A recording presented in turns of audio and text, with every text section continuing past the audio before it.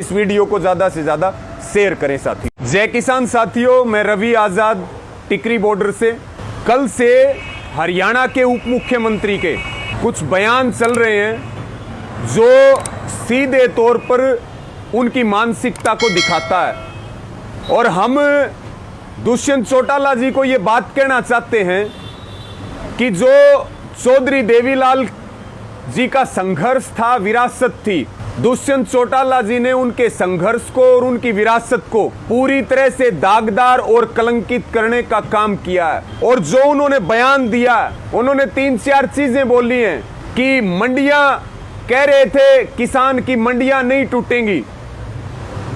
देखिए, मंडियां नहीं टूटी हैं, लेकिन हम दुष्यंत चौटाला जी को एक बात कहना चाहते हैं कि कैथल जिले सहित हरियाणा के 4 जिलों में गेहूं की खरीद में मंडियों को खत्म कर दिया गया और अडानी के साइलोज को शुरू कर दिया गया। अगर उनको मंडियां टूटी हुई देखनी हो तो वो हमारे साथ चले, हम उनको दिखाएं कि 4 जिलों की मंडियों को कैसे अडानी साइलोज खा गया।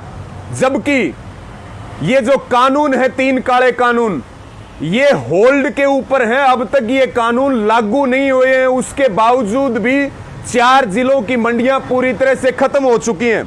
दूसरी बात, उन्होंने कहा कि अब ये आंदोलन किसानों का नहीं बचा, ये चुनाव लड़ने वालों का आंदोलन है। तो हमारा दुष्यंत चौटाला जी से सवाल है कि जब किसानों का आंदोलन था, क्या वो तब किसानों के समर्थन में खड़े हुए थे, किसानों की मांगों और मुद्दों के ऊपर खड़े हुए थे?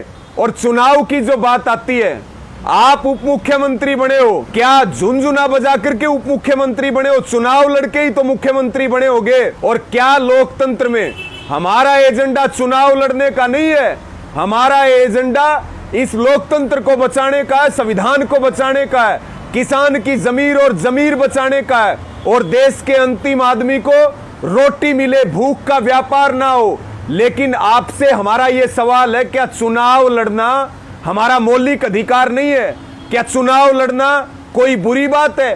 तीसरी जो बात आपने मुख्य तौर पर कही कि हम जो है ये आंदोलन अब राजनीति वालों का, जो बार बार उन्होंने जिक्र किया, हमारा दुष्यंत चौटाला जी को ये निवेदन है कि वो खुद सिरसा जिले के चौटाला गांव से आते हैं, उसके बाद उनका खुद का विधानसभा जींद के उचाना में है।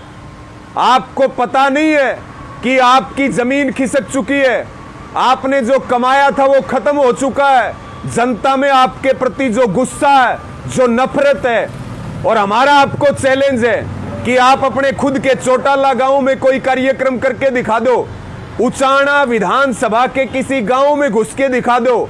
आपको आपके विधानसभा के लोग जो वो गांव में नहीं घुसने देंगे। और ये भी हमारा चैलेंज है, आप इस्तीफा दे करके आइए, हरियाणा में कहीं से भी चुनाव लड़िए।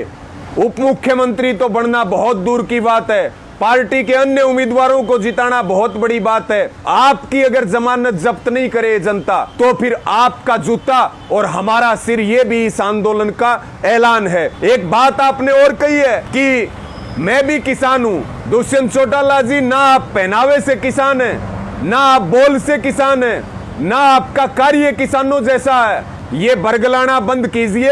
आपने हमारे ऊपर चुनाव लड़ने का आरोप लगाया है, नेताओं के ऊपर चुनाव लड़ने का आरोप लगाया है। जो हमारे 400 किसान शहीद हुए हैं, मजदूर शहीद हुए हैं, क्या वो चुनाव लड़ने के लिए उनकी शहादत हुई थी? इसलिए आपको सीधी चेतावनी है, आपका भविष्य खत्म हो चुका। आपने अपने पैरों पर खुद कुल्हाड़ी मारने का काम किया। अब जो है अपना चुपचाप जितना टाइम है काट लो। अगर ये टीवी पर बैठ करके ये बयानबाजियां इस प्रकार की तो फिर जो है पहले ही जनता में आपके प्रति बहुत गुस्सा है। हमारे जड़े हुए के ऊपर नमक और मिर्च छिड़कने की हिम्मत ना करें। और आपके पुरखों ने अगर कोई गलत काम किया तो आज उनका हसर देखिए। और आप जिस तरह का काम कर रहे हैं, आपको जो है विधायक बनना दूर की बात है, भविष्य में पंच भी नहीं बन सकते, सरपंच भी नहीं बन सकते।